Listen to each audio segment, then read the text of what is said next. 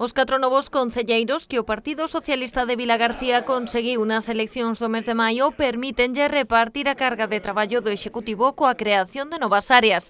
Tras a cita coas urnas, os socialistas conseguiron a maioría absoluta, pasando de 8 a 12 edís. O reparto destas delegacións, destas áreas de traballo, foi doado. Foi escoitar, evidentemente, as súas preferencias, a súa disponibilidade, que foi total de todos os concelleiros, e despois, ademais, isto conxugalo cos obxectivos marcados para este mandato, para este modelo de cidade na que levamos tempo traballando e que queremos continuar. Non hai cambios para Tania García, Argimiro Serén, Luz Abalo e Paola María, que seguirán a fronte de Servizos Sociais e Igualdade, Educación e Deportes, Economía e Facenda e Urbanismo, Mobilidade e Xestión dos fondos FEDER. Os outros edís que xa estaban no mandato anterior, Lino Mouriño e Sonia Outón, verán modificadas as súas competencias. O primeiro mantén Servizos e Relacións Veciñais e perde Medio Ambiente, da que se encargará Diego García, tamén responsable de Parques, Xardíns e Praias.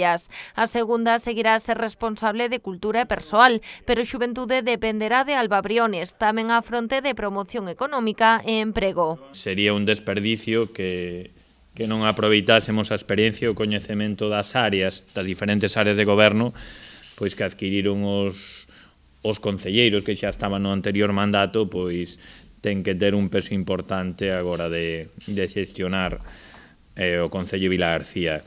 Pero tamén que gracias a ter un maior número de concelleiros, isto nos permite facer unha mellor redistribución da carga de traballo. Policía Local, Seguridade Cidadá e Emerxencias, antes competencias do xa exedil Juan Antonio Pérez Callón, serán responsabilidade de José María González.